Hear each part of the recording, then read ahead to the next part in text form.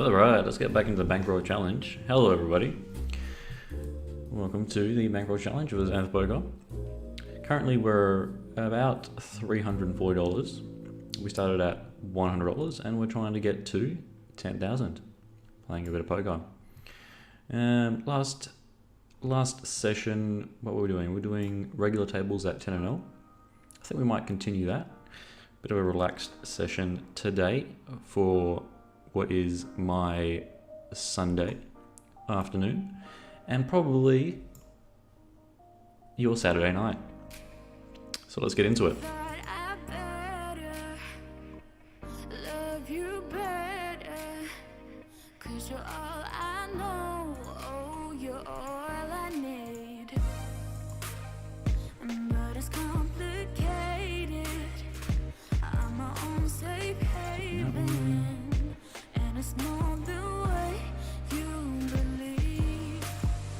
So as usual, waiting for the big blind before we enter.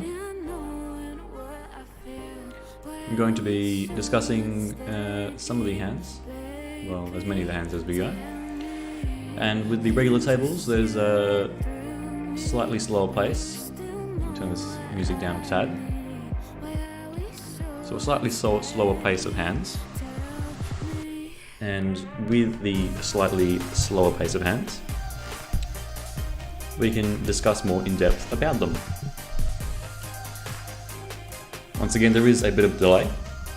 If you have any questions or comments, you can type in the chat and I will try and get to them as soon as I can.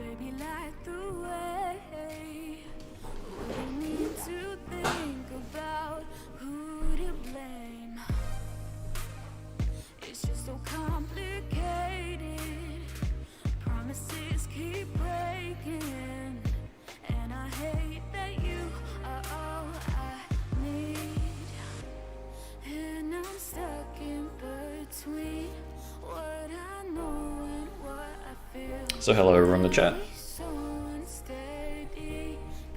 Say hello, like the video, do all the good stuff.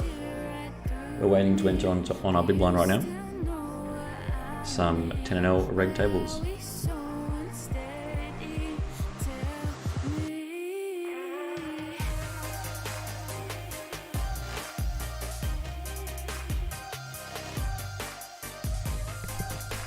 Hello Matteo. You're asking what bankroll management rule we're implementing for this challenge. So with the bankroll management, the best way in my opinion, especially if you're playing cash game, is to estimate your win rate in big blinds per 100. And then you divide that by your, so you get your standard deviation, your variance, and then you divide it by your win rate. So for example, if your variance in big blinds per 100 is 100 big blinds per 100 hands, so that's a statistic that you can get from database software, and your win rate is 10 big blinds per 100, your bankroll as a minimum would be 100 divided by 10, which is 10, right? So 10 binds. That's a quick and dirty rule to estimate what your bankroll will be, and I'm going to kind of be using that kind of idea with this challenge. I estimate what my win rate would be at a certain level, and then play accordingly.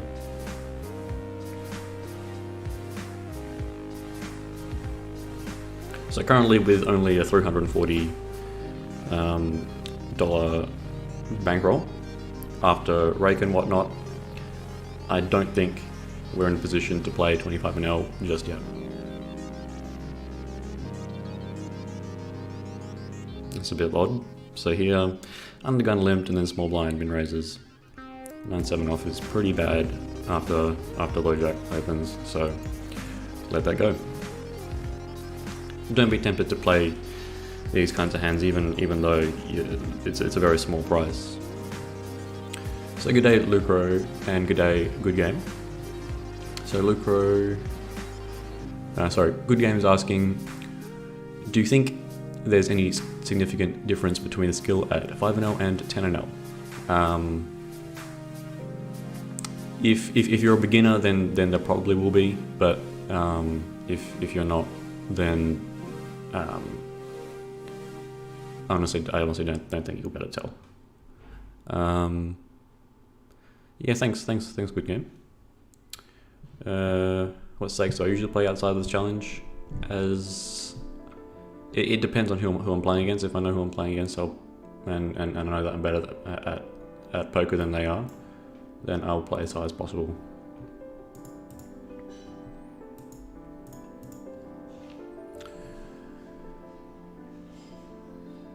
Alright, you can hear the cats in the background.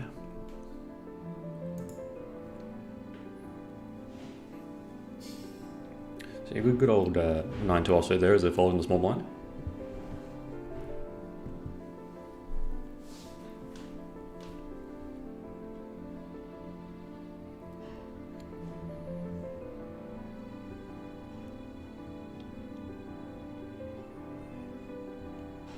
So once again, as we did last time, probably going to be using some multiple sizes.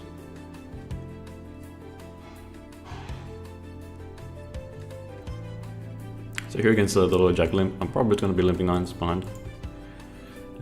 Maybe I'd consider squeezing 10s.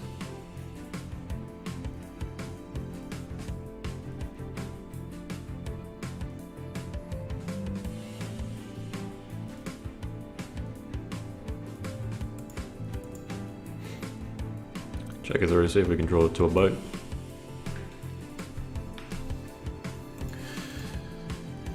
If we draw, well, we draw to a boat. Not exactly the boat that we wanted, but still a boat. A boat is still a boat.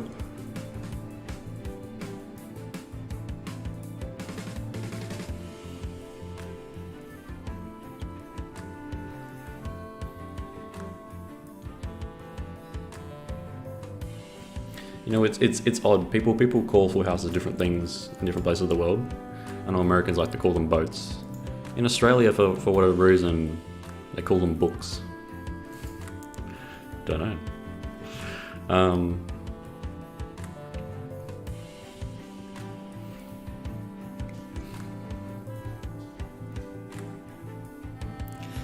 Just betting 3/4 pot into this many players. It's tempting. I'll just let it go. It's tempting. It's just all the players here should have a 10 to defend. When you bet 3/4 pot, you don't really have to be calling that often. What are you representing? Probably a 10. All the 10s chop. So at that stage, pocket 9 is a bluff catcher, but players tend to not bluff enough multi-way. And because I've got essentially what is essentially a pure bluff catcher, if I know they're not bluffing multi-way, then it's just a fold.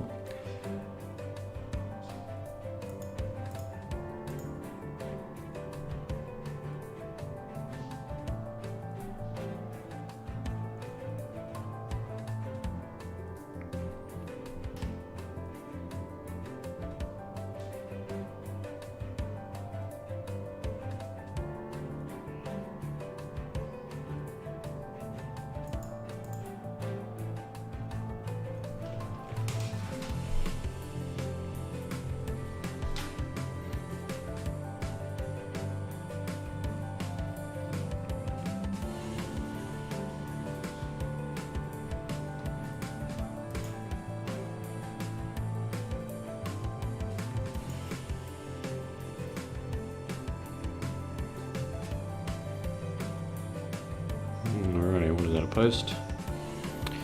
Go pay some attention. Jack 10. It's a marginal open in the hijack. Let's go for a pot size open. So let go of the 3-2 suited.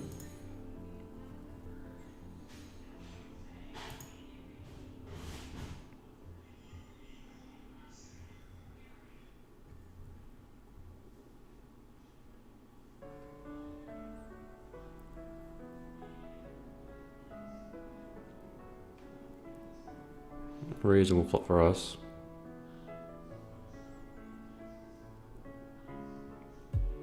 Do you want to keep betting? I think so. Probably a bit small. I mean, this guy's very short. Because he's short, we should be betting fairly frequently. Because we don't have to worry too much about protecting the checking range.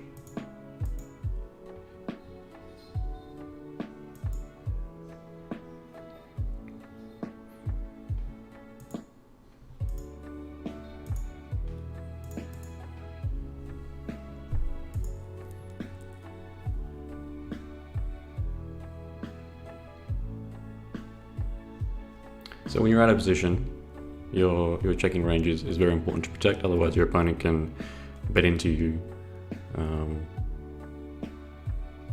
with essentially all their hands. So it's important to have a fair amount of strong checks to go for check raises. But if the stack-to-pot ratio is low, your checking range is hard to punish. Right, harder to take advantage of because of the low stack-to-pot ratio. You can't be bluffing as often, and because you can't be bluffing as often, you can't be bluffing as often because the bet sizes that you have to make are a bit smaller, and so you can actually leave your checking range a little bit weaker when the stack-to-pot ratio is low. Because your checking range is a bit weaker, that means that you're going to be betting more for value. And because you're betting more for value, more of your value hands are being bet instead of checked to check raise. Because you're betting more value hands, you're going to be bluffing more, and so your overall betting frequency will be higher.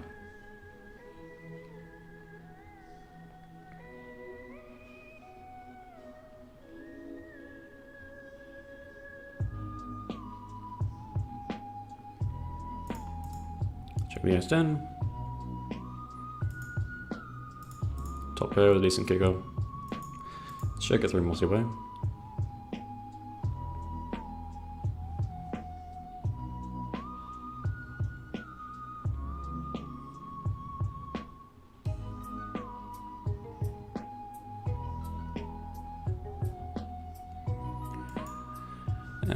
Probably can't be folding an ace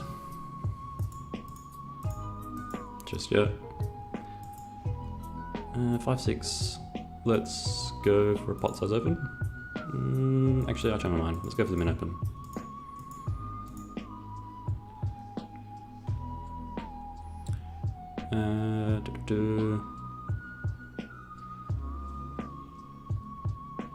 Don't like having 10 hearts here.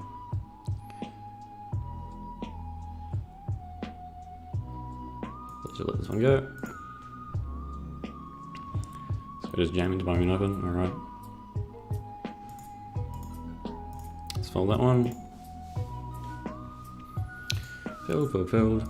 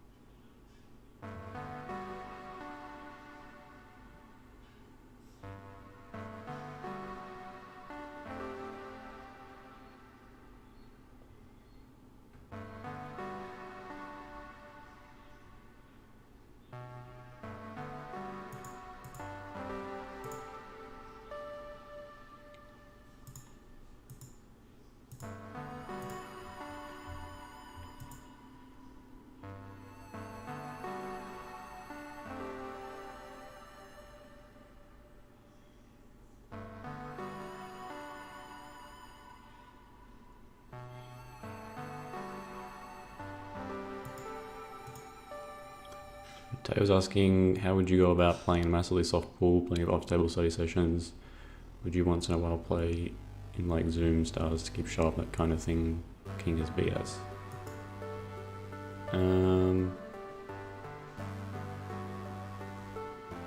So if you're only going to play in a soft pool, that's fine. You just study off the table. There's no real need to be playing in games where you're losing or can't easily win. If you want to lose, then you just play against your solver.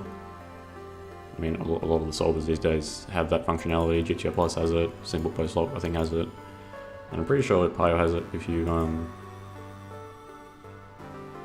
download like the add-on or something. So yeah, you can play against your own sims. Like, that's a good way to play against someone that's incredibly strong, because the solver is, depending on how you've constructed it, the solver should be as strong as anyone can be.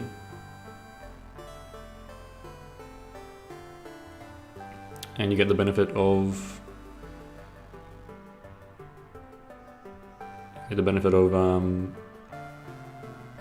learning without having to lose money, right?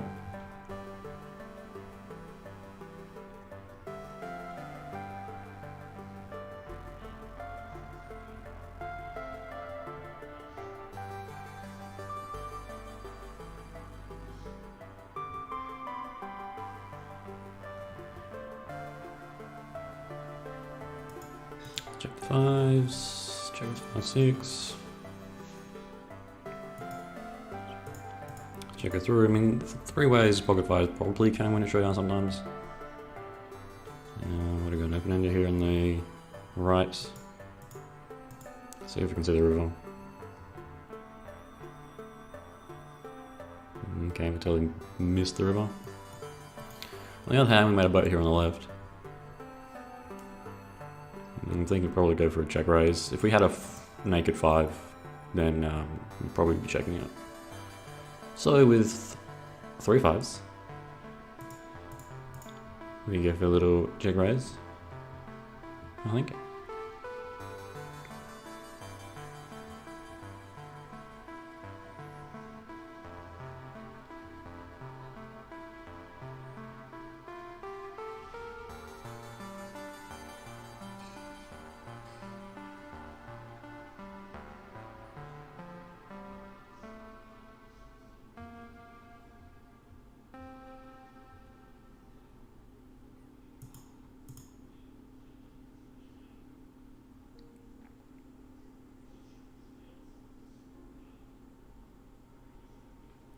I mean, the same idea as last time, I think. So as a last straight, checking it, locking checkbacks with their 5x. We could go for another bet. But I think checking it with check raising is fine too. At least that way if I got like 10 high or something, then they're gonna stab. Or at least they should stab.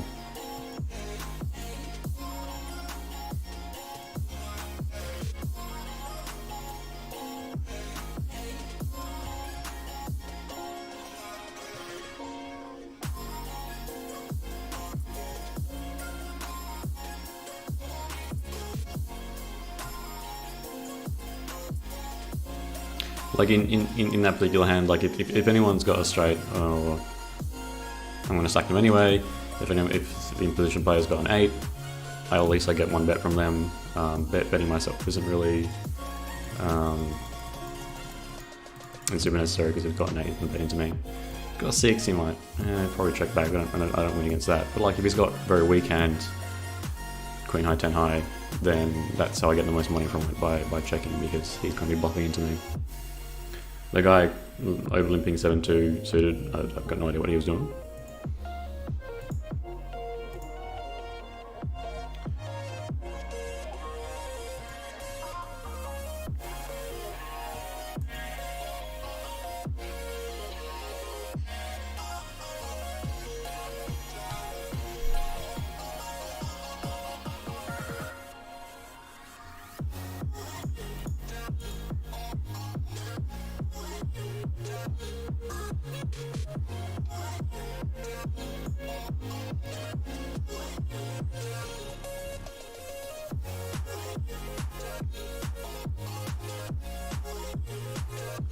And if they're not going to bluff with that hand, they're definitely not going to be calling a bet with it either. So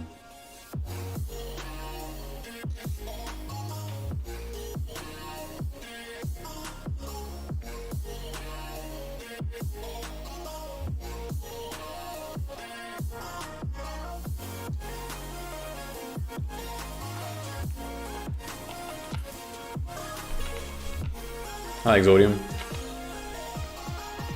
Yeah, I try to make them at different times every now and then. When we're short, we got to tighten up.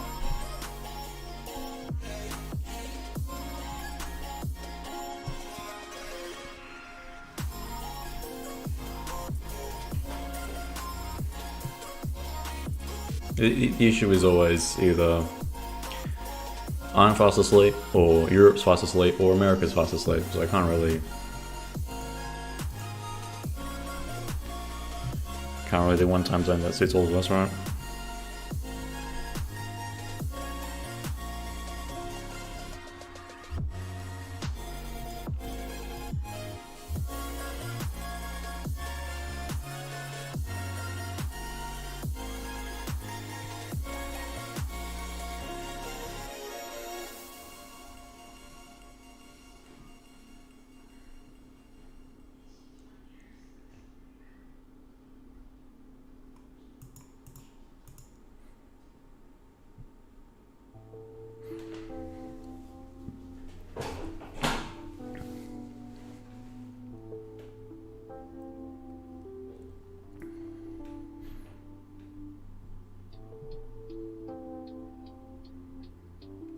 So Mateo's asking, what do you think about three-bet like ISO raise sizes? Yeah, that's what I use.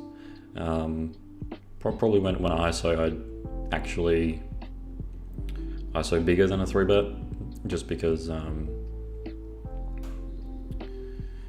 players play very, very capped limping ranges compared to the opening ranges at these low levels. So it actually makes more sense to go even bigger than your three-bet size.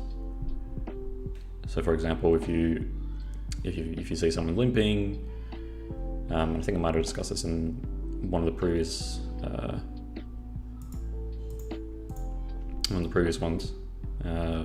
streams.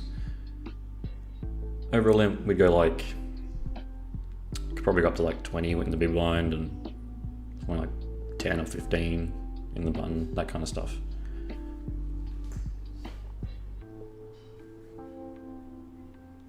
So Luke Wind asks, my concern playing against a solver is that you can always take one action with a mixed strategy hand and overall your frequencies are going to be way off. Do you think it's a valid problem?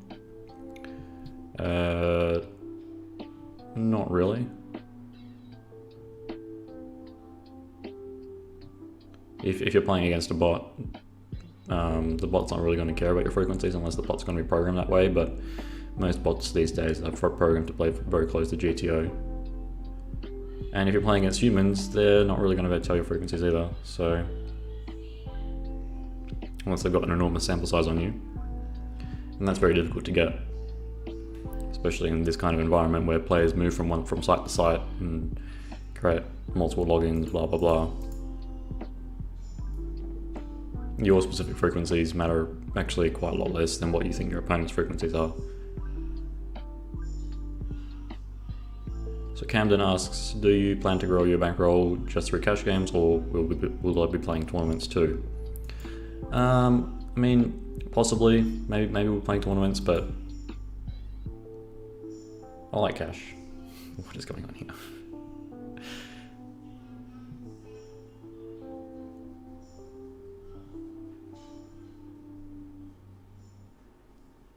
Okay, they should just go all in the fight and know how they have like a tenth of the pot left behind.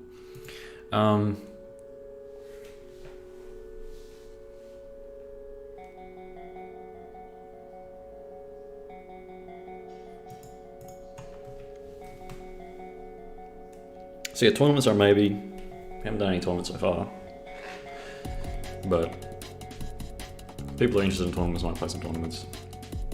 I'm just not particularly interested in tournaments, to be honest.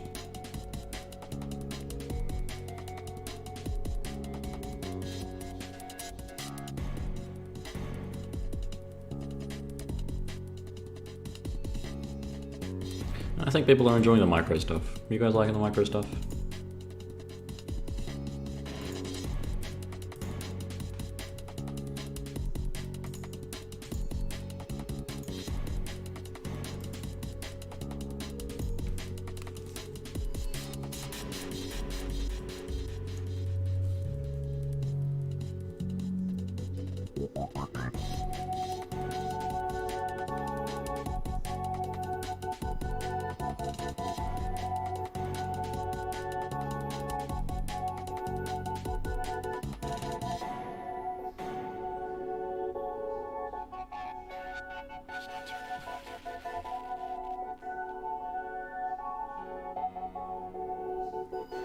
So Camden is about 340, 338, whatever. It was about 340 when we started. And then yeah, this is audio. I was wondering if you've been playing off stream. I think before we started the 10NL, I needed to figure out the setup for it. So I played like 15 minutes and stacked a few guys.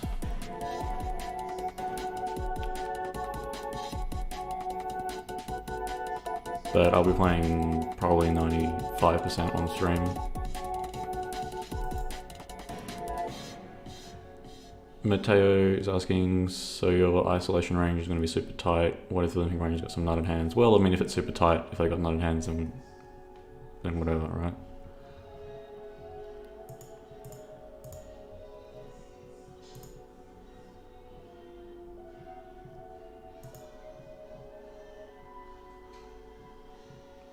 The difference is I'm going to be fairly polar with my ISO range, so if they do go for like a limp back jam or something, then I'll be able to cope with that. Let's open up this queen jack. It's a marginal open in the hijack.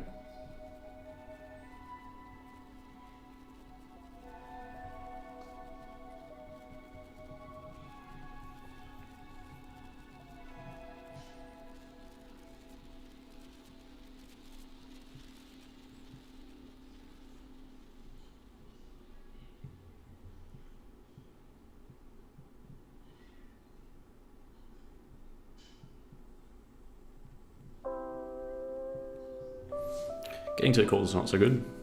We're just going to check it through.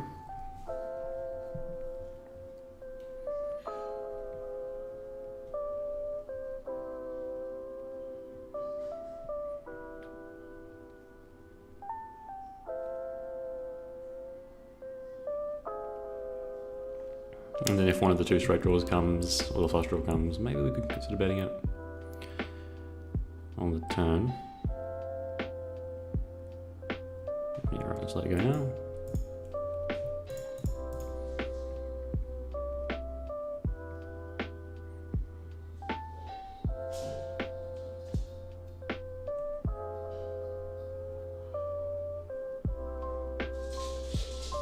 Yep, sure, Camden. If you have any questions about the 10NL, I'm going to be playing a fairly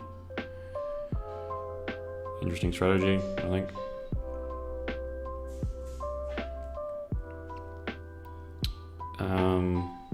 Mateo was talking specifically about isolation over a limp. So with the middle part of your range, you just over limp.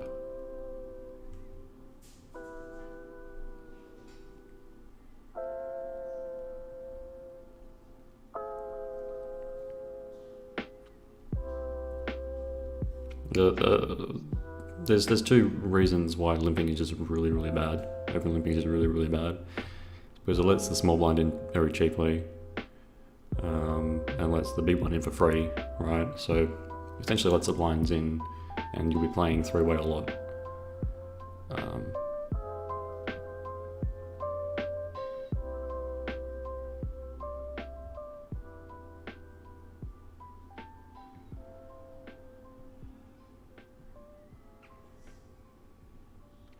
you want to answer this hand? Probably not.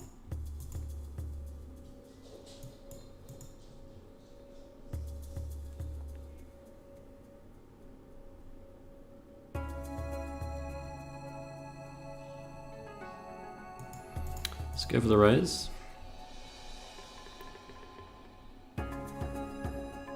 Check it again.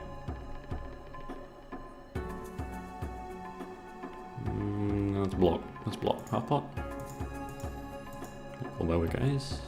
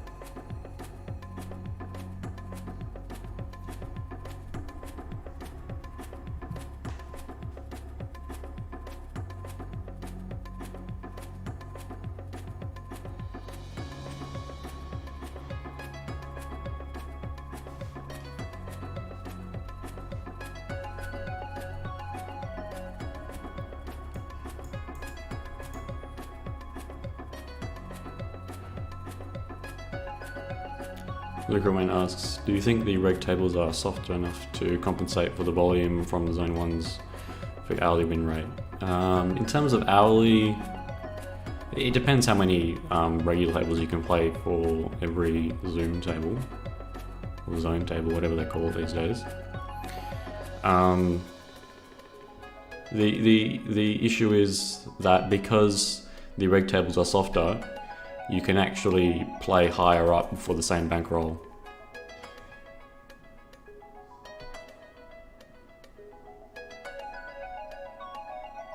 What the fuck is going on here? I don't know what it is.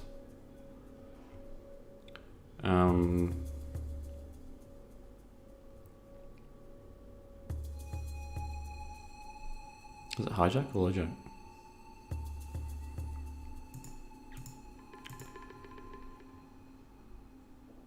Yeah, probably let one go. I don't know. Low jack, we need the low jack or hijack opens like 5x. It's not great to be continuing. Probably not going to be continuing with any calls. And do I want to be 3-betting this hand? It's probably indifferent between 3-betting and folding, to be honest.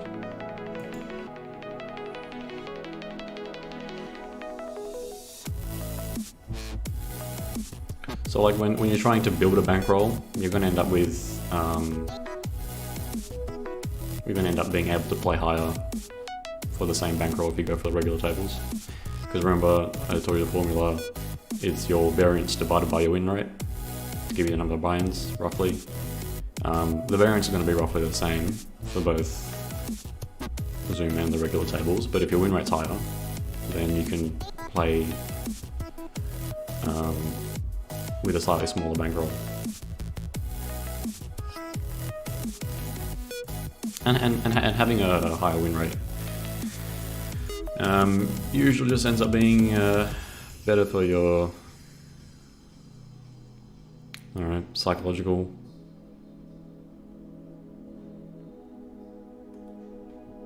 way of looking at things, because even if the variance is the same, but if you're seeing yourself winning overall, even if you take a bit of a losing session or a session where you don't do as well as you usually do, you're not going to beat yourself up as much for it.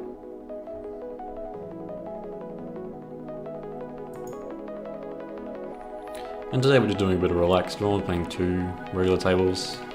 I mean, maybe we could open up another couple on the side off the screen.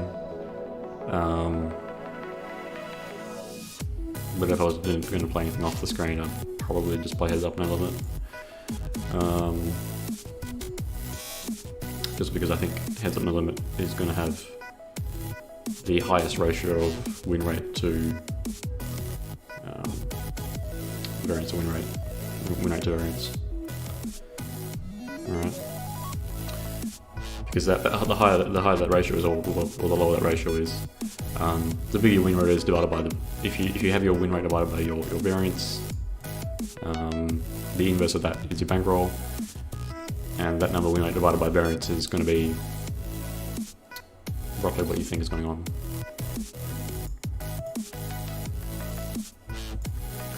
Spot the queens here.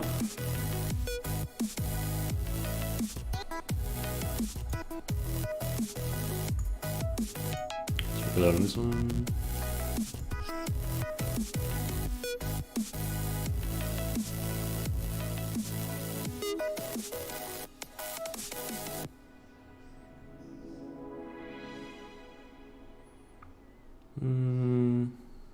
That's recalling and raising. Priority's cool. I mean, people like to 3-bet or fold, right? Is it going to be value betting ace king here? I don't know.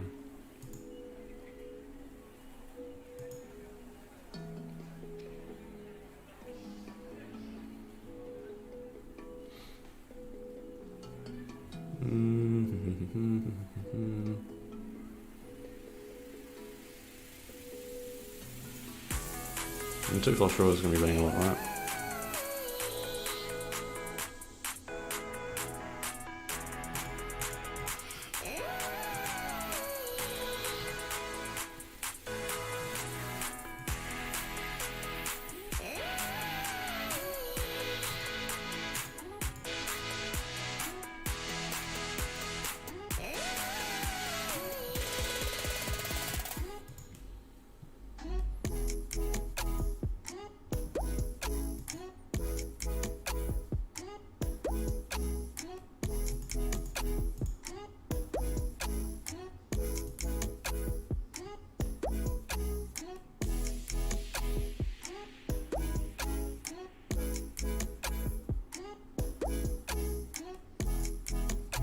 Throw away with the 2s.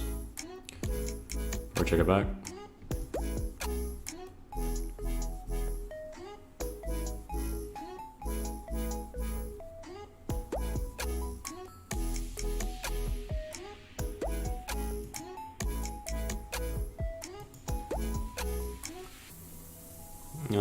Not necessarily using different open sizes depending on my position, I'm just using multiple open sizes.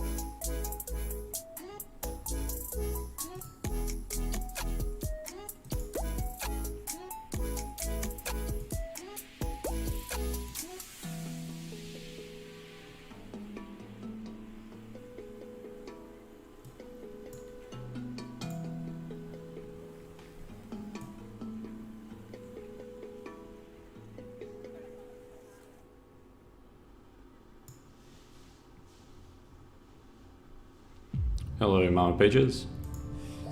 Glad you think so.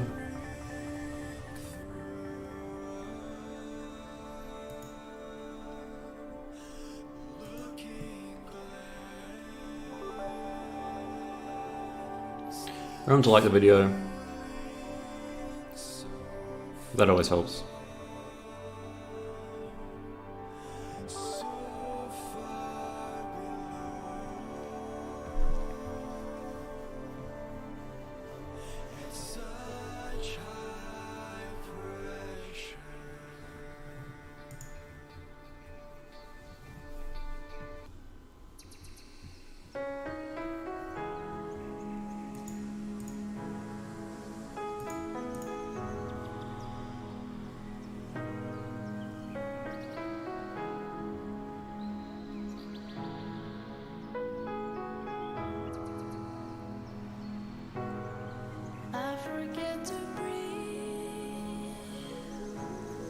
Just forget the world.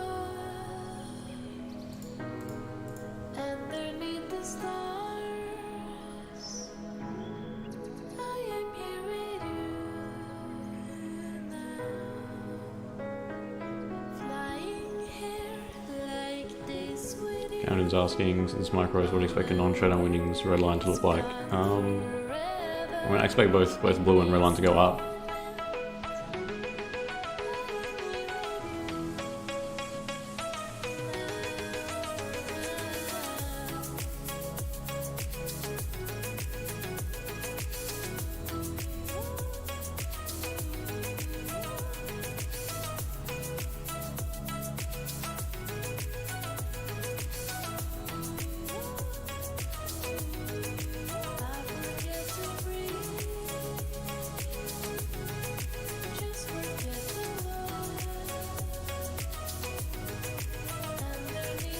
Usually if your red line's not going up with your blue line, it's possibly because you're playing a bit too passively.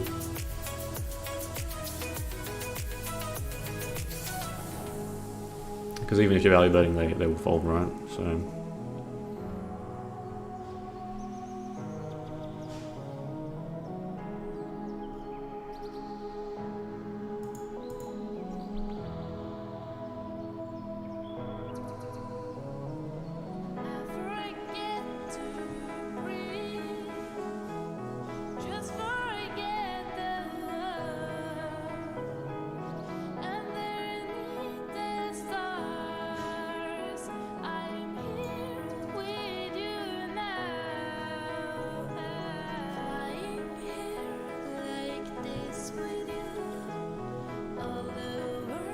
Open 3-bet, what are we continuing? We're continuing our target range of 4-bet. So I'm not going to have any calls here.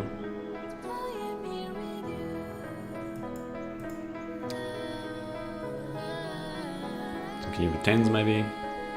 Probably, I mean 10s might be a bit wide.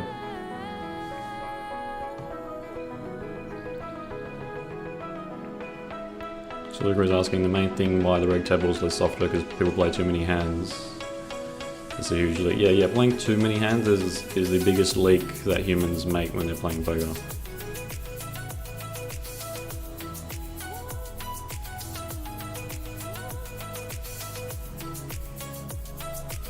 Ken is asking, I struggle with non-showdown at 10 and 25 an hour. Any tips to fix that? Throw it quite often.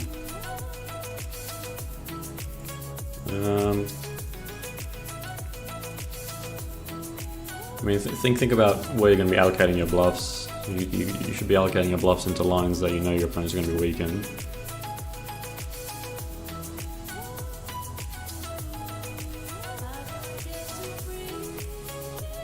And then your value when your opponents are calling too wide, you just end up getting more value in those lines where they're calling too wide. So a good chunk of the time players will call a few straights and then fold the river. Make sure you're making those funnel barrels and whatnot.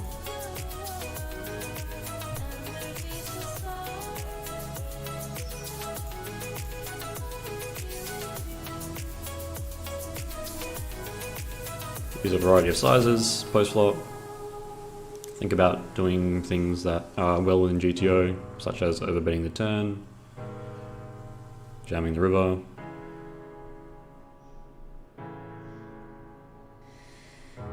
Plenty of ways you can do it.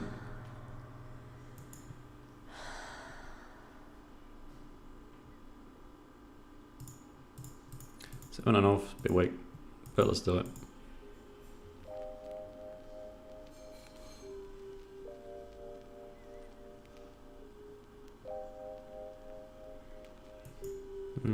King is pot size bet. I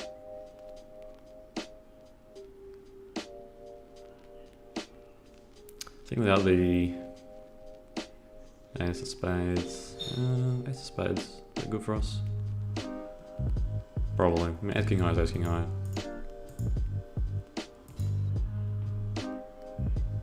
Open ender here on the right. Make it top pair.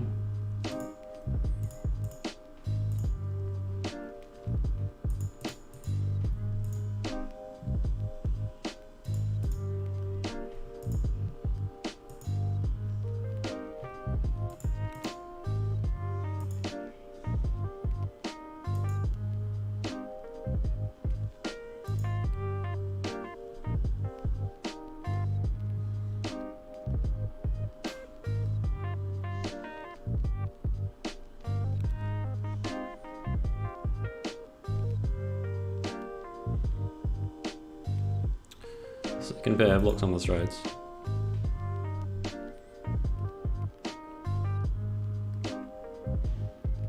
Oh, that's cool.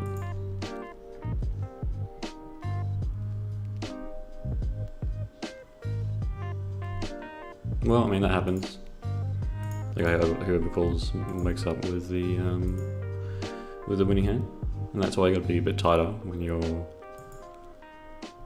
bluff catching the river like that.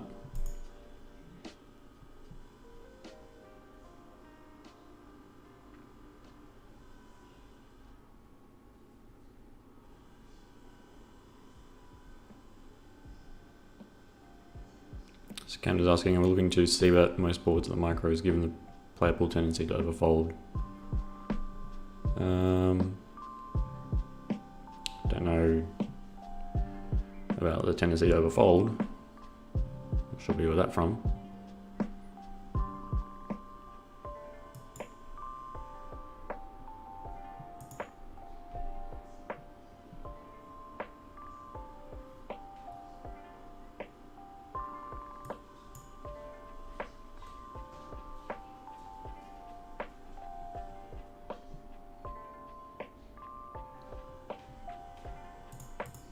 Call through right here.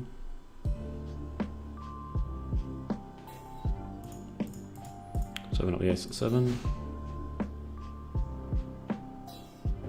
Let go with 7 high, 8 high.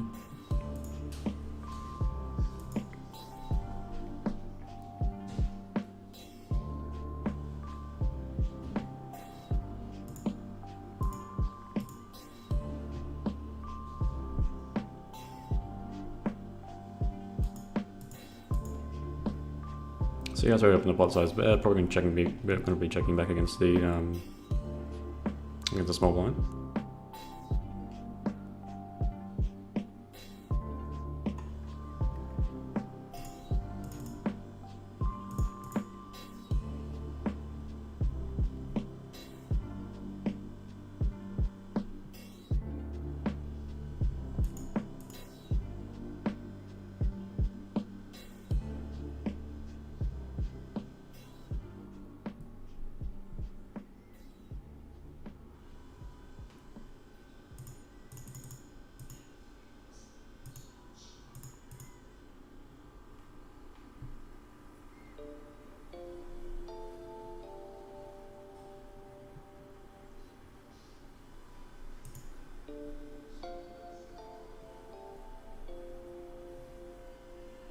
So after you check back the flop, you're usually going to be checking back the turn.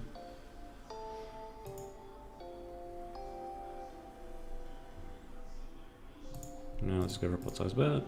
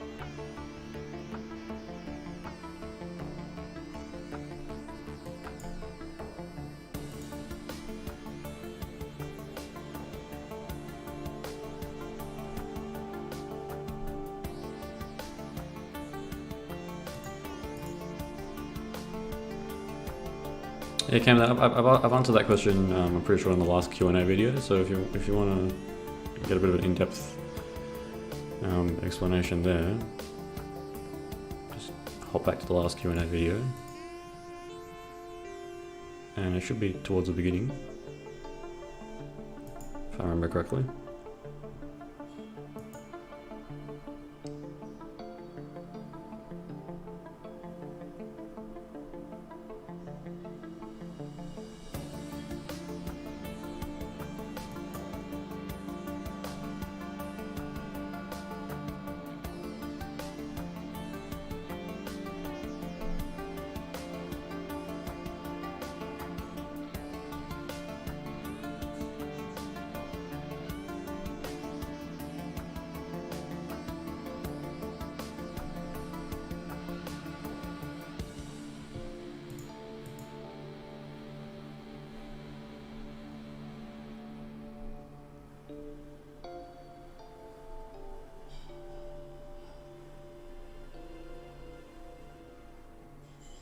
Probably see what this hand and give up.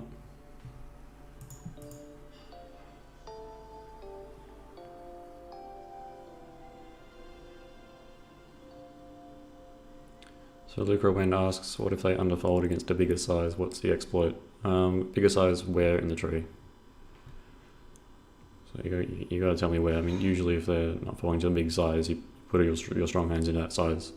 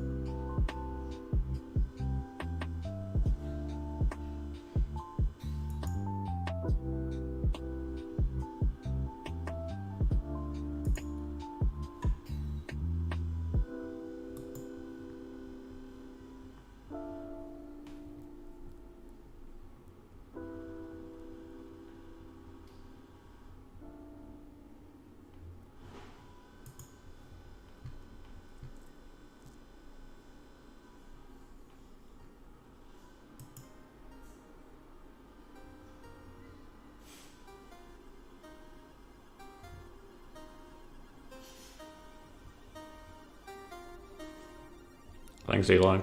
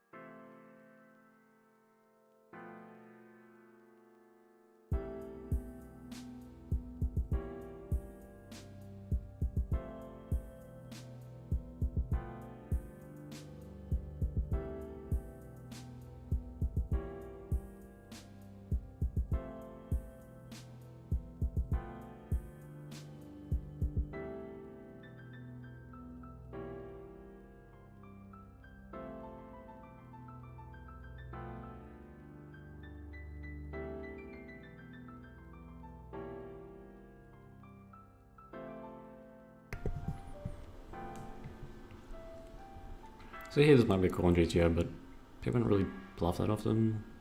Multi-way. Just gonna let it go. So there was a big open from the button here. Let that one go as well. Could consider 3-betting it.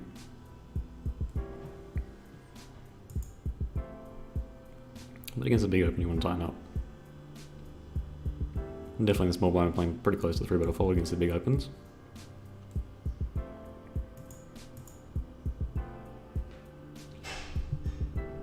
So against that open size with the ace-10 there, I've got a decision to either 3-bet or fold. And with that particular hand, it could probably go either way.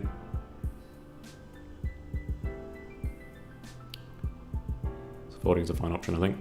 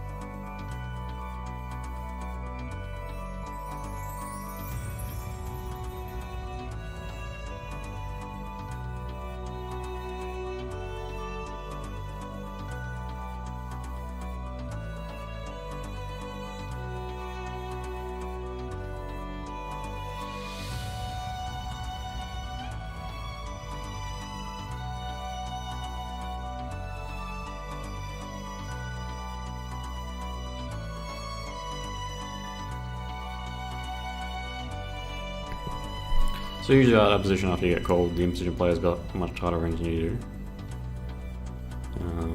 There's a few exceptions on certain boards, but most of the time you're going to be checking to the caller. You got to decide whether or not to bluff catch this. G'day, even.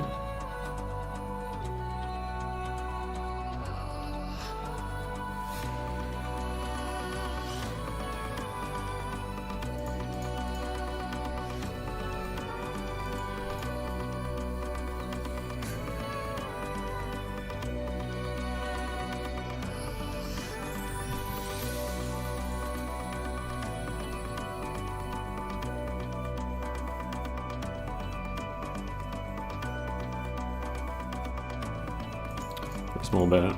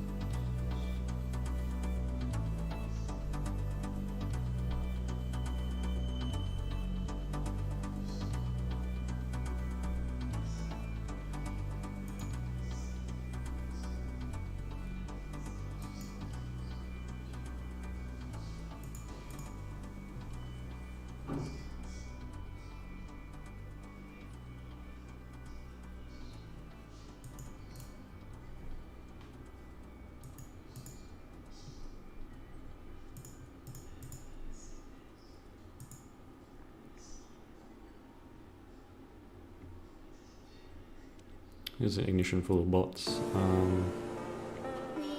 Not that I can tell. Maybe it is, maybe it isn't. Honestly, if you met a bot, why would we be playing 10 real? Especially if you met a good bot.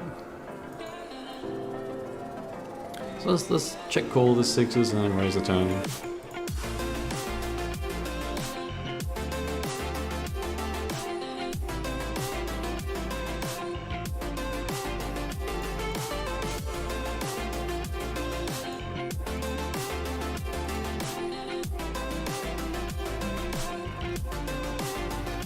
Well, I mean, statements where there's no way to disprove it, there shouldn't be, and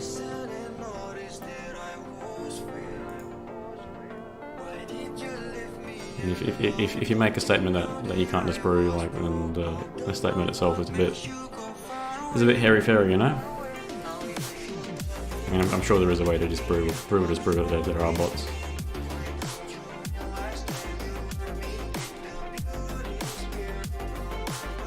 But as far as I can tell, if there are bots, then they're really shit.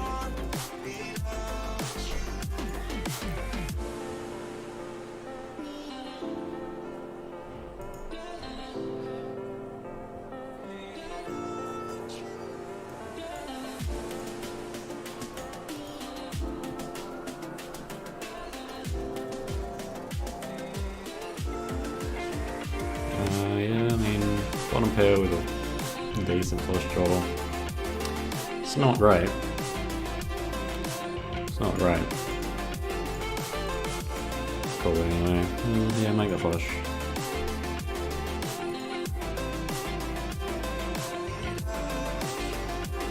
Can't see myself holding a flush anytime soon. That's not like a bad flush either.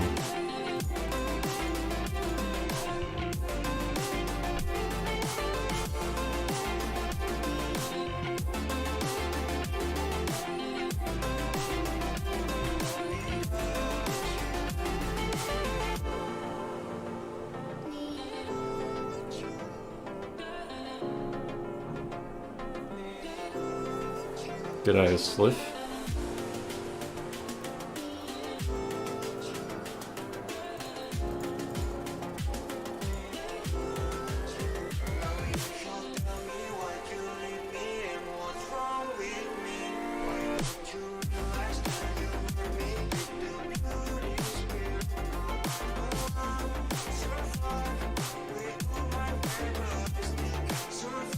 Yeah, I mean, like, we've gone from 100 up to 340 on this site, so if it was teaming with bots, then wouldn't have expected to do that.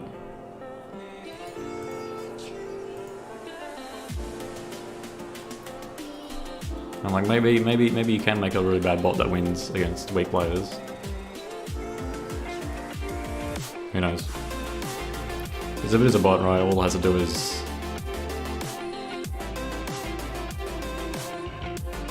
have a win rate of like $1 an hour and you're happy, right?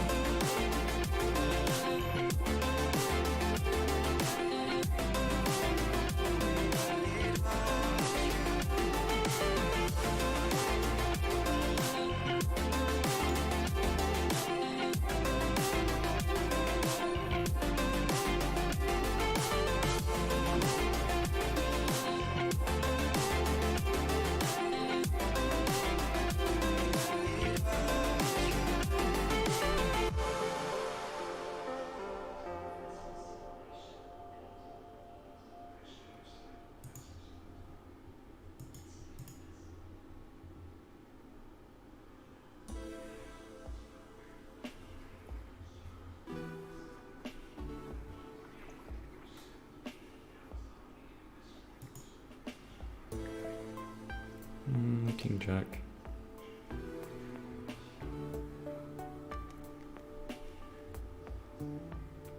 I mean, since the big line is a bit short, probably have to tighten up.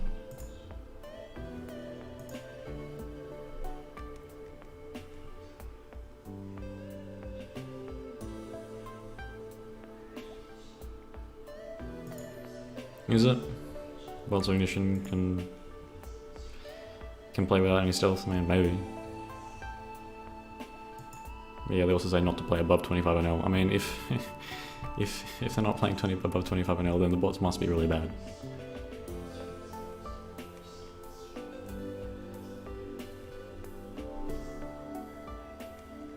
Thanks for that input about the research you did on the bots.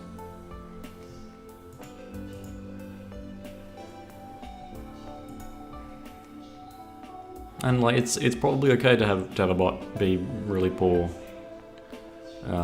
Could be really bad at poker, right? Because all it needs to do is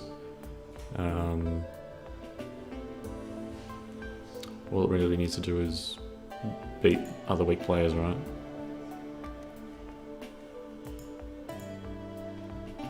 Probably fold this in the cutoff. Maybe call on the button. Things are 3x open into these two guys when they're very short. You're just inviting them to jam over you.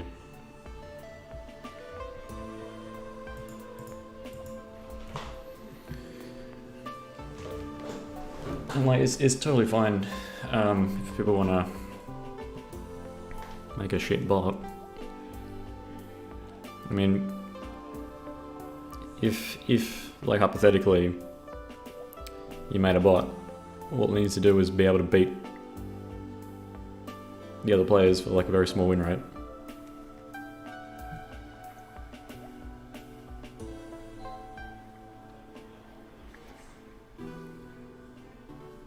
Because the bot can play for hours and hours. And if it can grind out like $1 an hour on average after rake, then you're happy with the bot, isn't it? Even if the bot itself is a really weak poker player, all it has to do is be able to beat other people.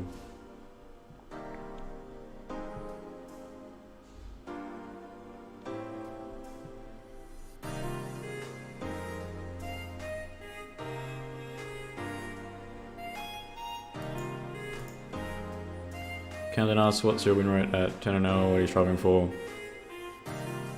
I don't know. Estimated after rake would be 10 big blinds per 100, and the variance at 150. So that would say we need at 10 and 0 a 15 bind minimum. I'm currently at 34, 33. We started off at 34. I think we've lost one at queens under aces or something. So we'll see how we are at the end of the session.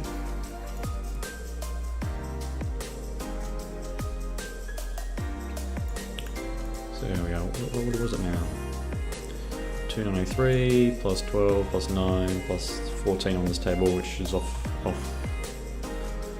screen. So 3 tables because we're getting a bit bored playing just the 2. You know how it is. And that's what it's like. In live poker, you're only playing on one table. At least if you get bored playing online, you can always open up another table. But I have you guys to talk to, and you guys are always interesting.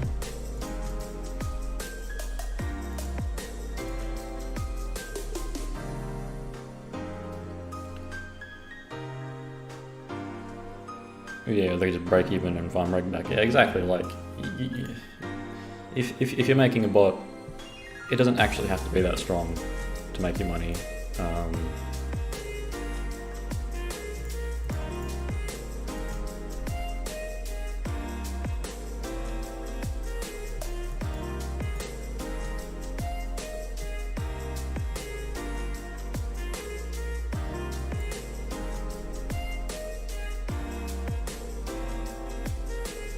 So I got there, 6-5 got there.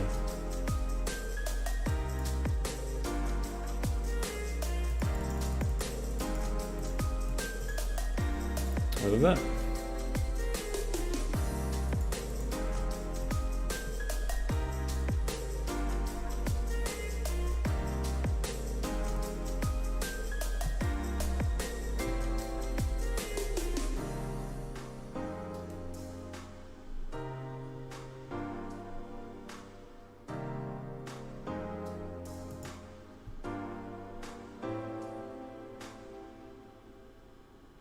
So you guys, remember to like the video, that always helps. And if you haven't signed up for Zenith Poker yet, you can do that, zenithpoker.com.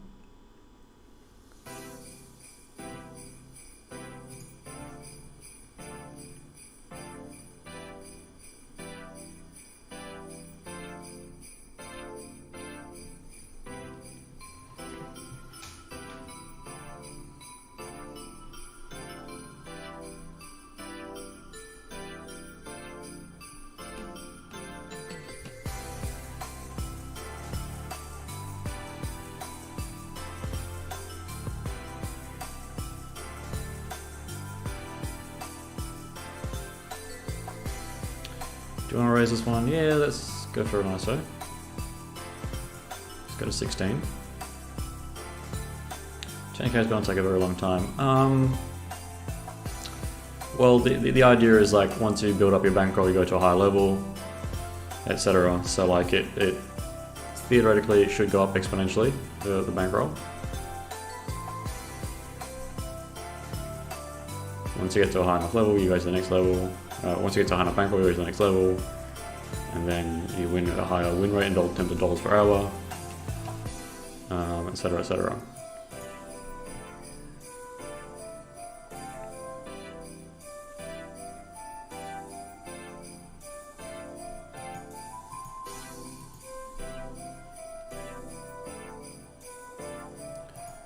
Check it.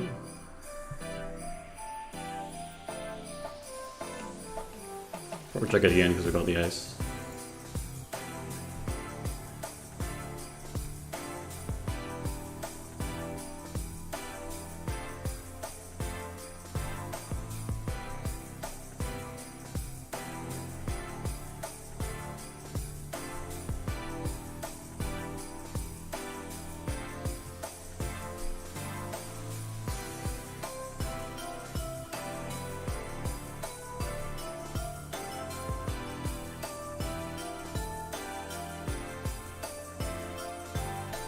Like if you're wondering why that ace was important, it blocks some stuff like his ace queen, right, while unblocking stuff that might bluff.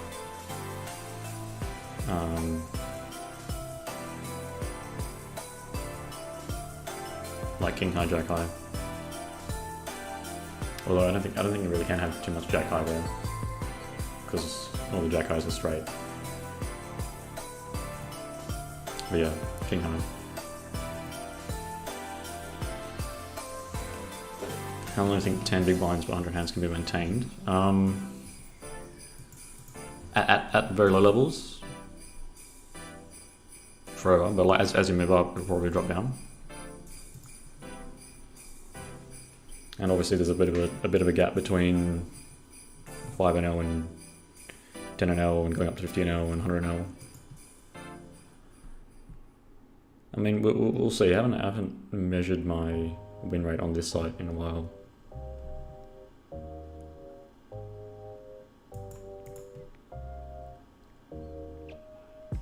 But that's the issue. Like the further up we go, the win rate drops a little bit, and so the bankroll requirements actually go up. So, for example, here, if we're estimating the win rate to be 10 big blinds per 100 hour and the variance to be 150 big blinds per 100 hands, so the standard deviation, then we would want to have 15 buy-ins to play this. But going from here to, say, for example, 25 zoom, maybe the win rate drops from 10 to 5, and then suddenly I need 30 buy-ins to play in that. Of course, there's also 25NL reg tables, which are probably just as soft as this. So then, what's that? 15 buy-ins minimum times the 25. 15 times 25. About $400. 15 times 25. Yeah, 375. Maybe we could consider some a shot at the good old 25 NL reg tables at some stage in the near future. But our bankroll is not quite there yet,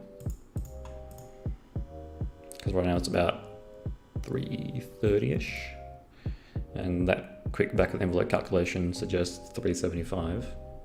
Of course, I'd be a little more comfortable with 20 buy-ins, but for shot taking, maybe we can get away with 15, and then jump back down to this,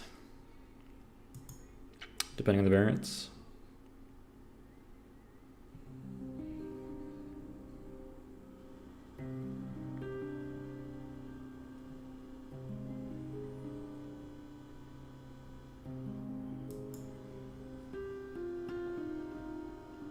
Ten looks a bit big. 8.5.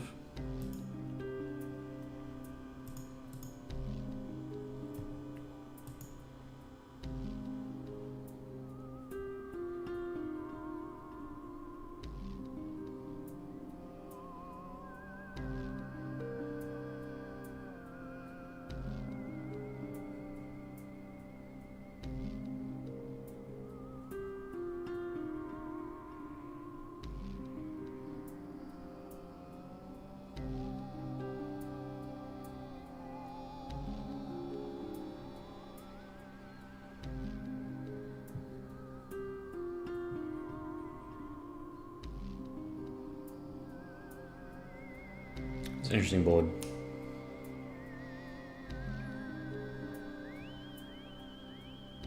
Got a fair amount of pocket pairs.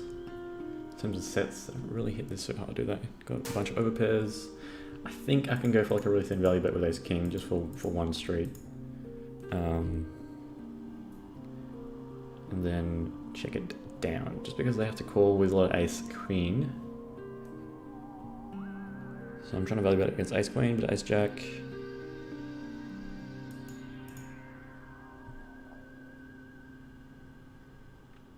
There's the ace.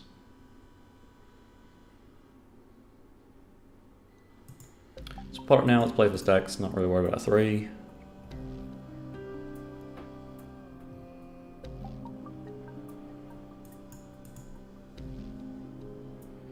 Because neither of us really have any 3x in our pre-flop range. At least we shouldn't. I mean, I definitely don't. Oh no, a bit ace 3 maybe. That's about it.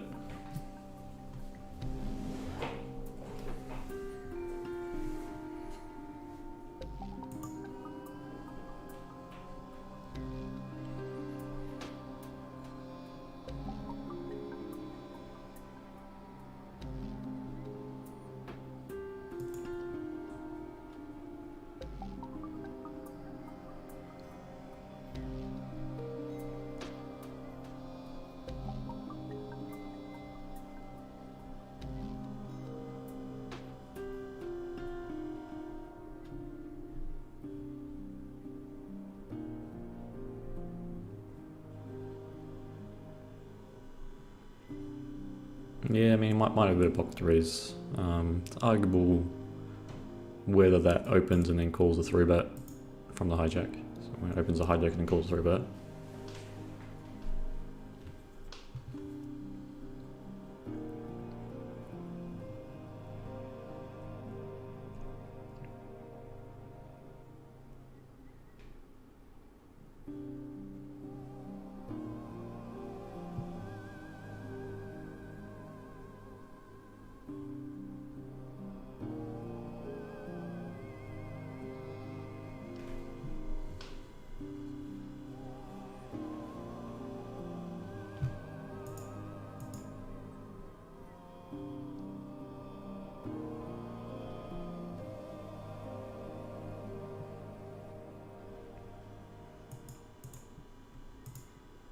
Yeah, they would have a bunch of pocket pairs. Not all of them at 100% frequency, because some of them will 4-bet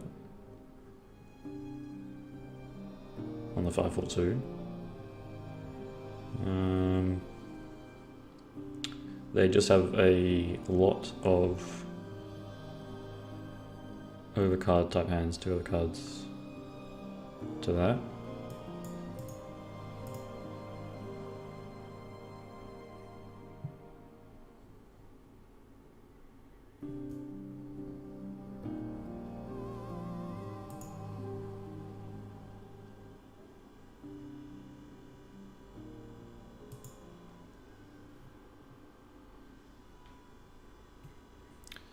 It's going to open what, like a quarter of a stack.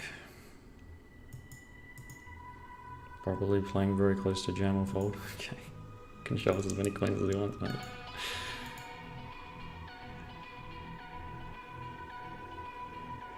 The music is very atmospheric. Yeah, I mean, I've listened to the feedback about the music.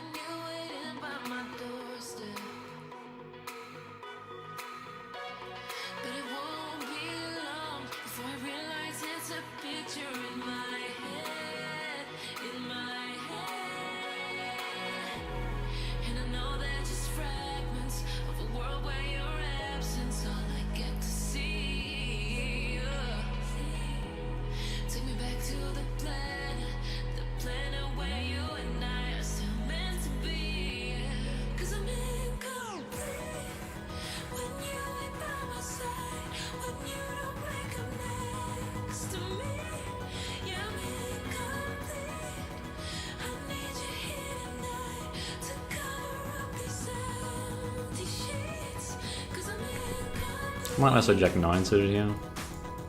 Jack 8's just a tad weak.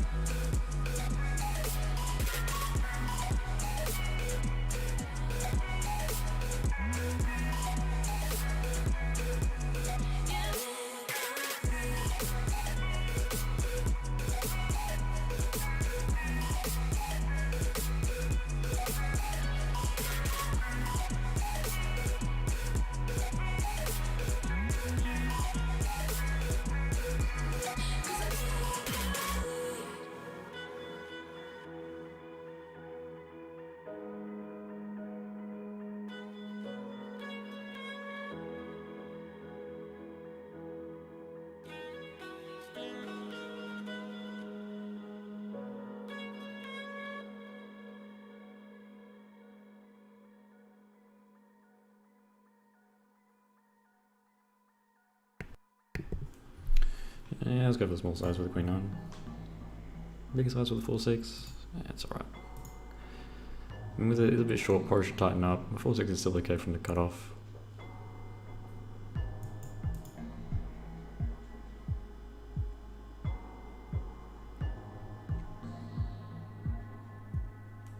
Making top pair here multi-way. It's not a great spot. Probably not letting go of top pair just yet.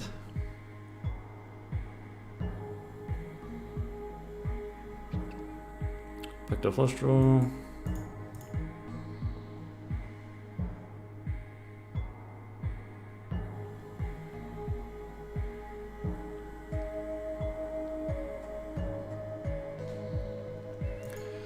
Get going, maybe we're just bluff catching the stage. Make the flush, which is nice.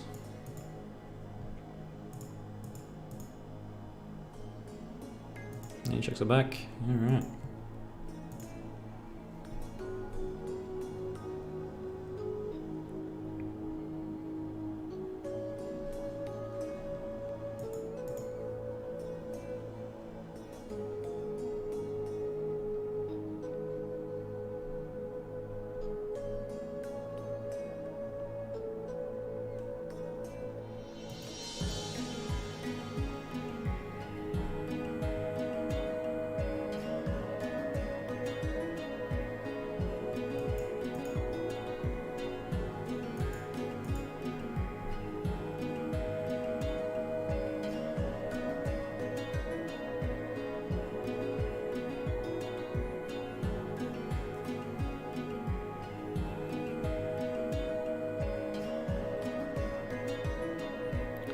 Decided what to do with that king here.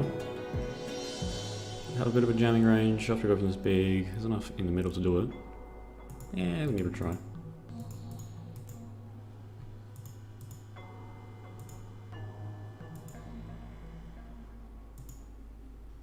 Well, that was lucky.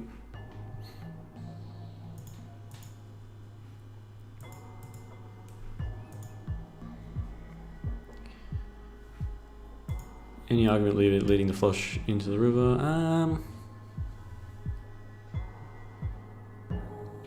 That particular flush, I don't think so, because when we block a queen, we block some of their checkbacks. Maybe they go for some weird thin value with a queen on the turn, and then check back the river. So I think with that particular flush, checking it is a bit better, just because they're slightly more likely to bet into us. Either as a bluff or, well, we're hoping for it to be a bluff in it. What's with Fish only 3-betting our big size with aces? This is great. I mean that's what happens when you've got these these big size that only 3-bet you with aces. So yeah, I don't know. I mean, if they're only 3-betting you with aces, then like you should kind of put a lot of hands in the big size.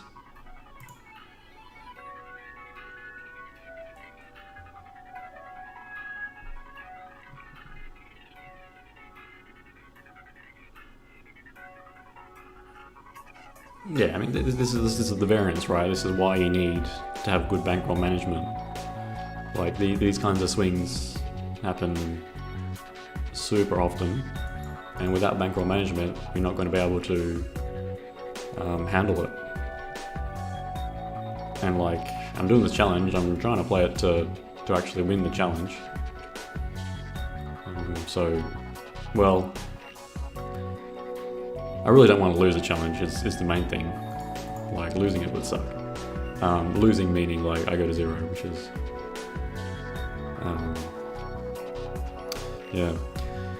So, if I don't want to go to zero, I have to take good bankroll management. Does that mean that it takes a bit longer to get there? Probably. But I'm trying to lead by example by showing you guys what to do and what things you should avoid. And one of the biggest things to avoid is playing too high level with too low of a bankroll. And that little calculation where you take your variance, your standard deviation, and you divide that by your win rate, that's just a quick back of the envelope calculation. Right, you might want to add a few buy-ins on top of that just to be safe.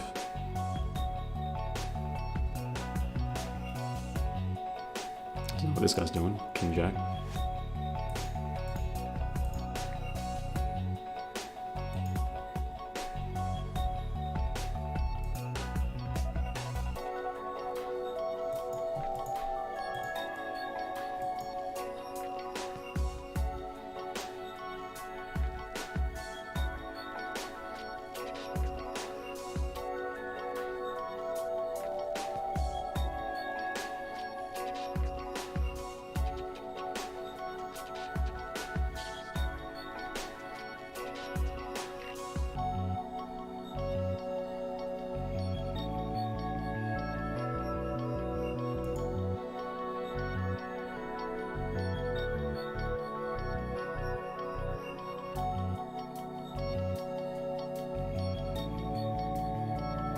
Make this up, which is nice.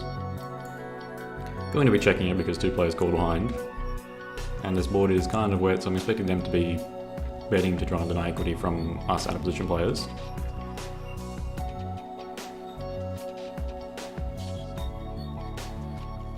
Alright, didn't expect this donk. Let's go for a call.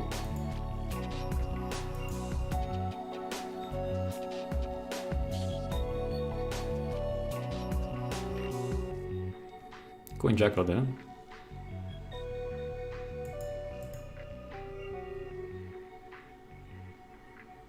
And like that's kind of the issue a lot of beginner players have, is that like they're scared of the turn in the river.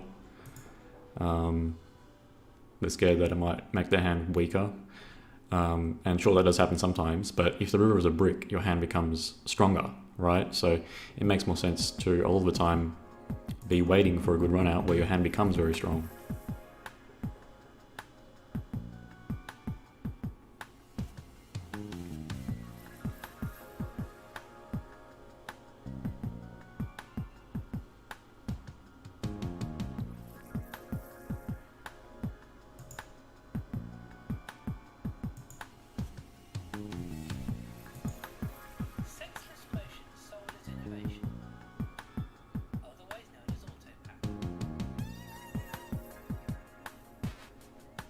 Quads. I don't know if he's got if he had a boat and we outdrew him, that would have been nice. If he just had a straight, then it kind of makes sense as well.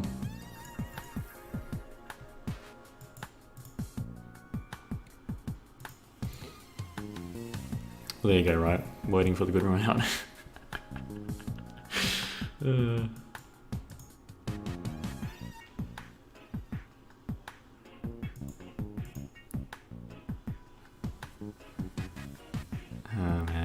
What do I have, a gut shot with a flush draw? I probably should have bet this hand on the turn. Can't really continue now.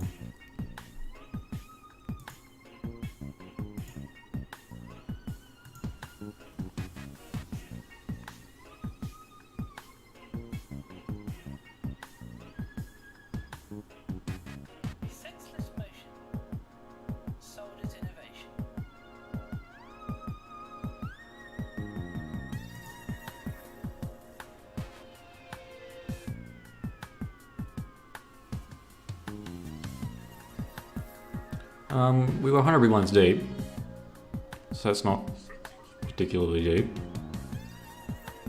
So there will be multiple, so we'll have multiple 4-bet sizes. So I've got 2 sizes there. One an all-in size and then a size that's around 20 big blinds.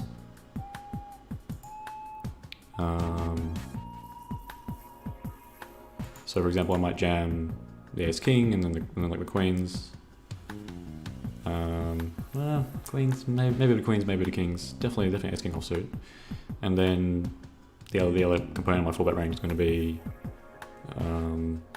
4 into the small size with like aces, ace king suited, some other stuff. Yeah, I mean it's pretty easy to win when you hit quads, right? Just make the absolute nuts and jam it in and you get paid.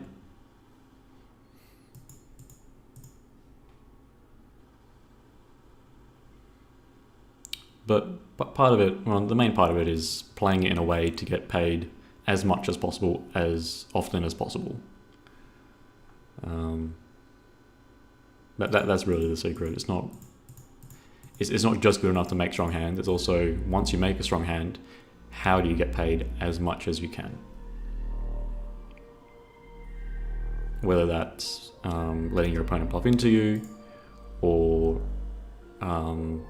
well, that's part of it, or trying to get value from the thinner parts of your opponent's range and then rejam over their raise. So a lot of the time, and I've discussed this in a lot of the quiz videos, when you're out of position with a set and that set kind of blocks hands which check back, you're more likely to check that hand, right? Because if you check that hand, when your opponent has something that's very weak, they might bluff. And then when your opponent has a hand that is stronger than that particular pair, they might value bet. And so you end up making more money by going for the check raise than betting yourself, right? Because you get money from your opponent's bluffs, and you also get extra value by putting 2 bets in against your opponent's stronger pairs.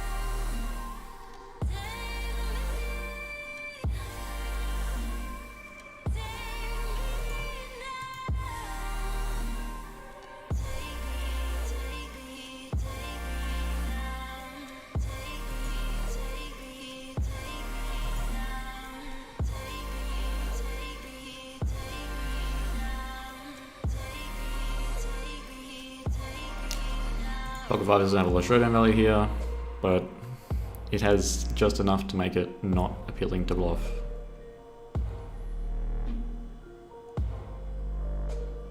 Also doesn't have a huge amount of draw value either. And usually multi-way, your bluffs kind of want to be able to outdraw pairs, right?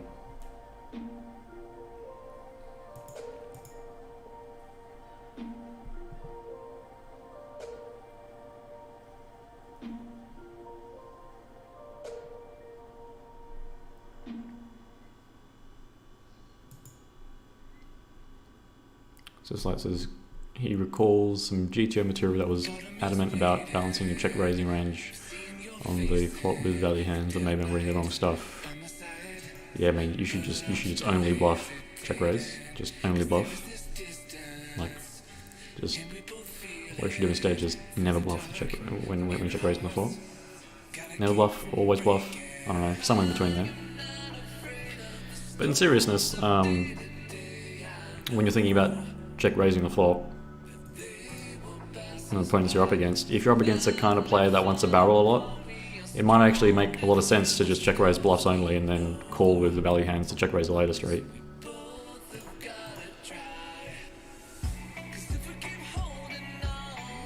Hello, Return the Bomb. Thanks for joining us today.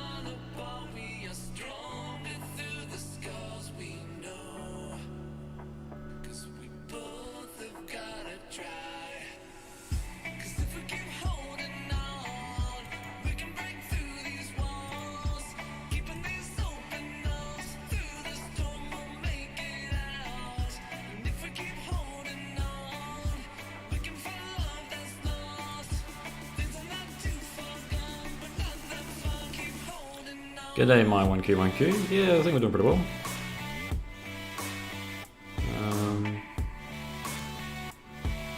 Off to a bit of a rocky start with running queens into aces, and then we won an ace king into aces. That was nice. Then we hit quads here. I don't know. Well, I mean, we did the shot taking last time, and now we're just playing 10-0.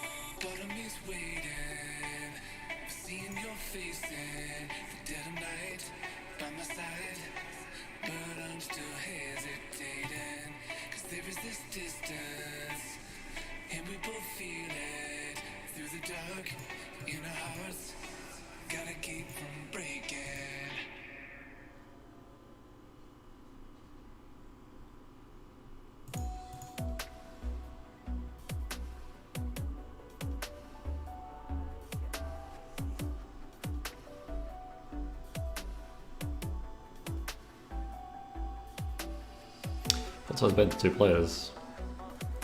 You got all the aces, all the flush draws.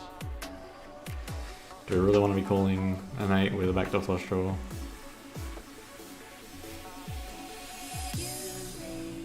Probably not this one because it blocks the other backdoor flush draw. I don't know. Maybe if it was like two spades.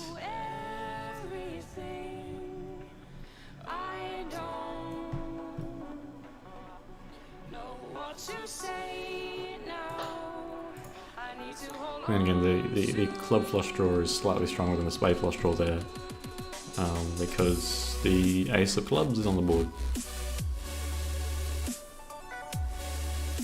So by definition, all of your flush draws with a club will be slightly stronger than those with a spade.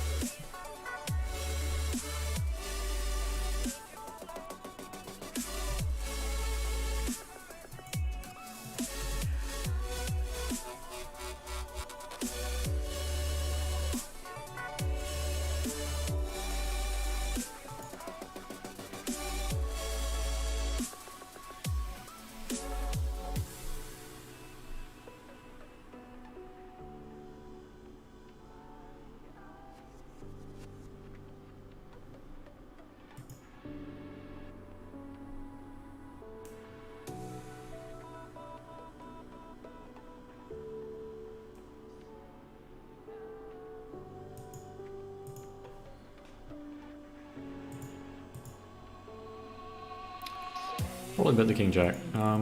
It benefits from getting a-side off fold.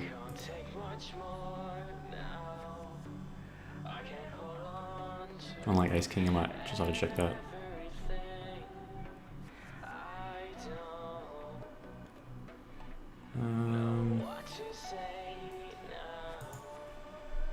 Spot's pretty ugly.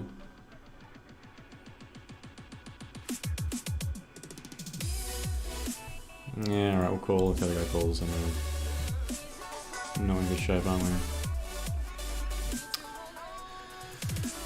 Bloody jack on the turn. Oh well.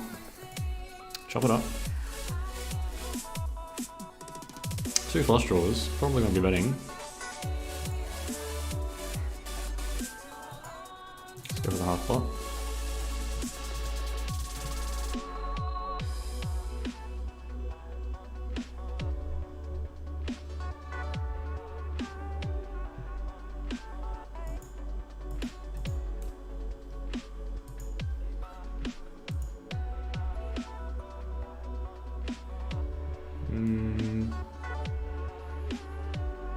Not sure. Why didn't you raise the turn?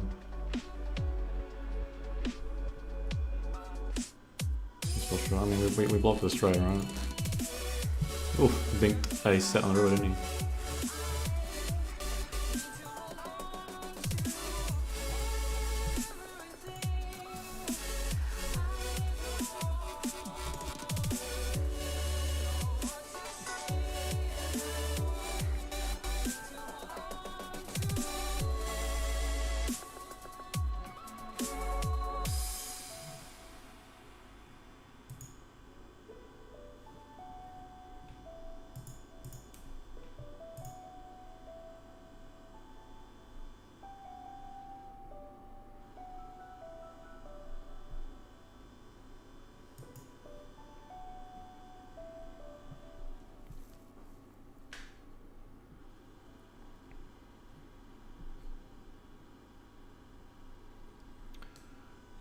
Quarter is king 5 off, open, sound the button, turn everyone's deep, or is it exploitative?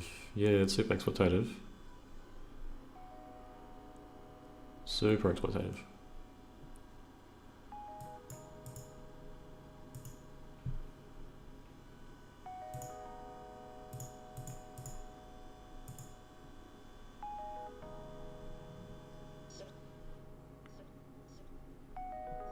I mean, to turn everyone's deep, you should be opening a bit wider.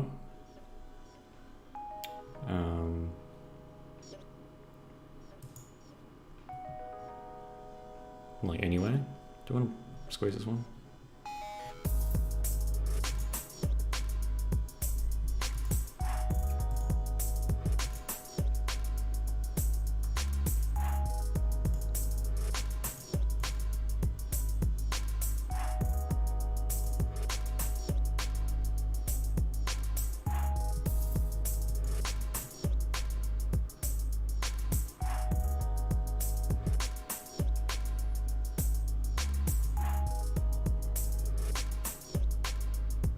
Giving up here with the eights.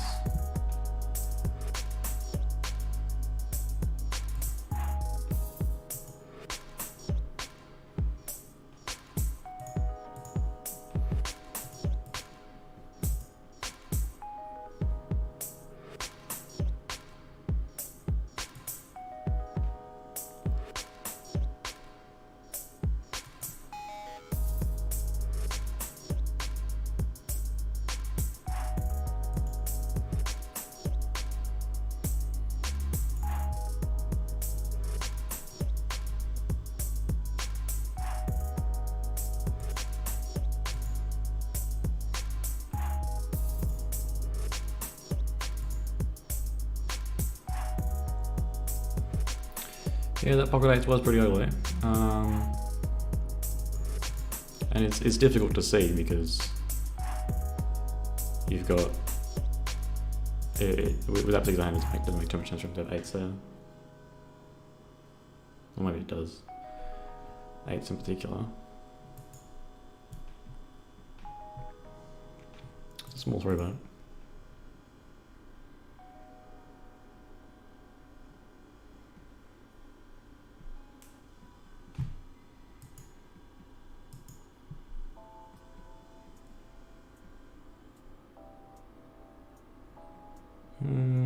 Do we just rip it?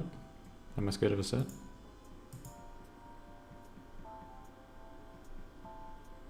If he's got a set, he's going to stack me anyway, but this way I get the most amount of value I can from a flush and some really weird hero calls.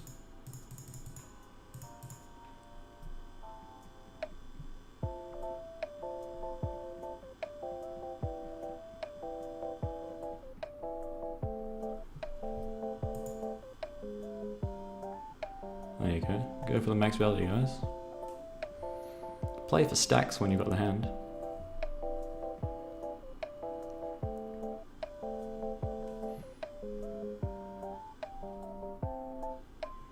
These guys are really short, so rip it. I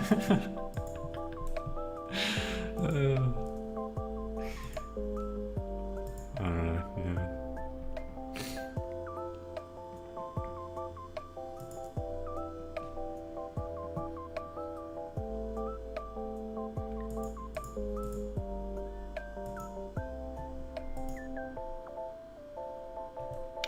How are we going for time?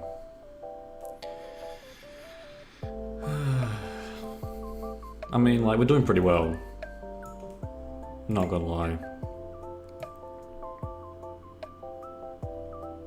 But I'm thinking maybe we should close up. You don't want to go for more than a couple hours.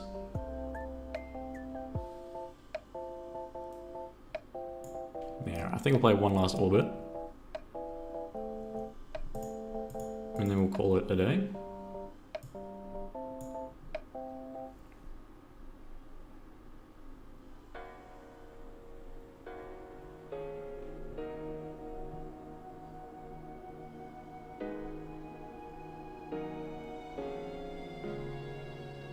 Yeah, like overpairs with a flush blocker, queens with a flush blocker. Yeah, those are pretty standard calls in that line, I think.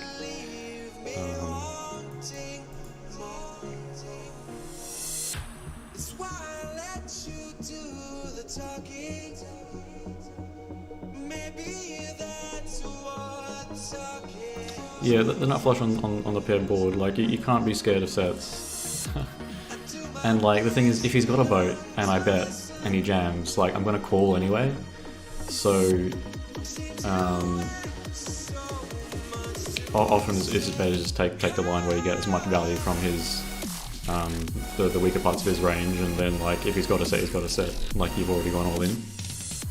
There's not much worse that can happen to you. Because your EV against a set in particular, it's going to be minus your stack, right? You're going to lose your stack. You're going to lose your stack regardless of how you play the hand, if you played it correctly.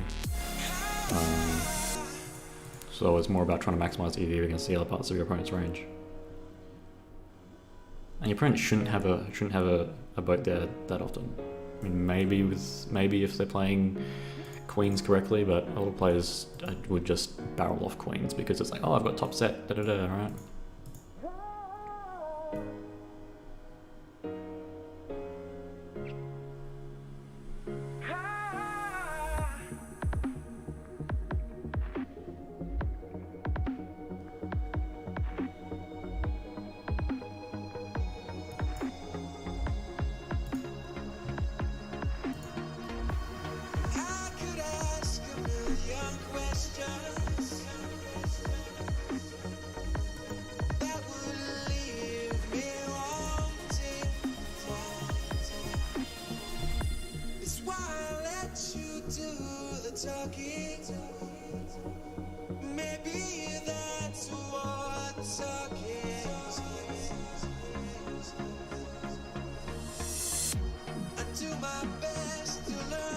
And like, if he's got a weaker flush than I do, somehow, then he might not even check raise the river because he's scared of my boats, so.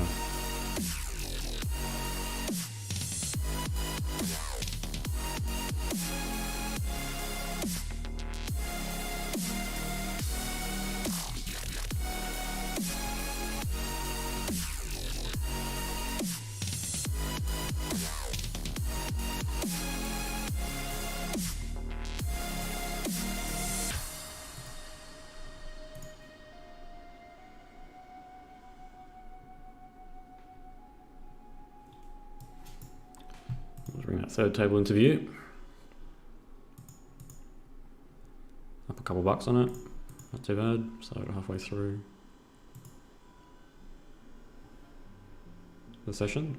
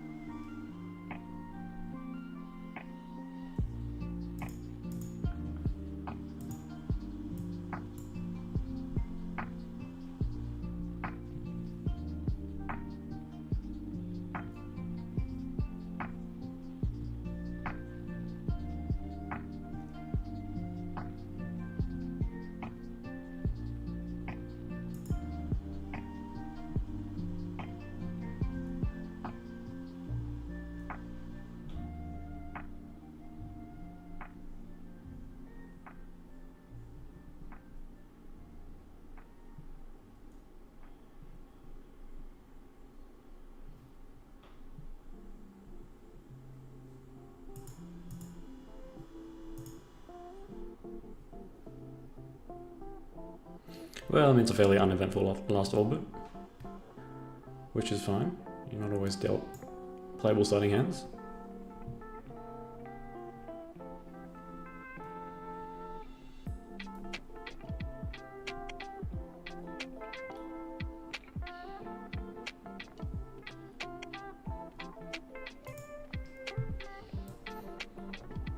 Alrighty guys, so this session is coming to an end. If you have any last minute questions, please ask in the chat now. Remember to like the video if you haven't already, that always helps.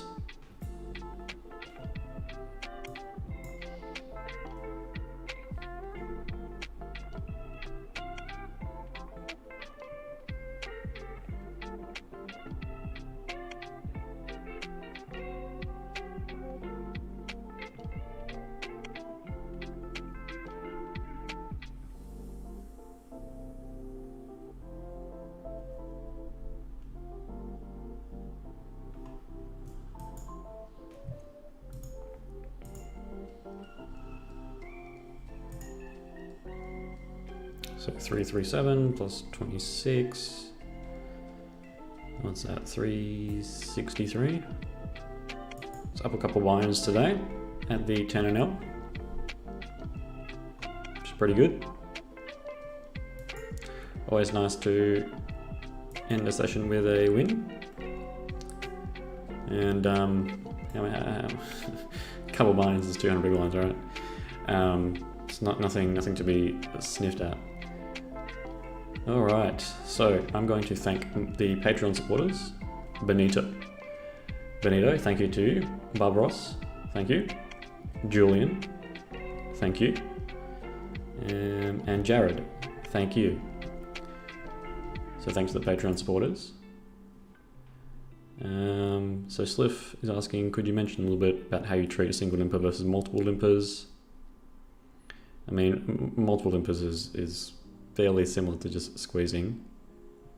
So if there's multiple limpers, you want to tighten up a bit more. The squeeze size is going to probably be a tad bigger. So against a single limper, if I'm pretty sure they're capped, I'll squeeze pretty big. As you saw in this session, probably squeezing 15, 20 big blinds, especially out of position. And then against multiple limpers, because more people are capped, you probably squeeze a tad bigger. but your range has to tighten up accordingly.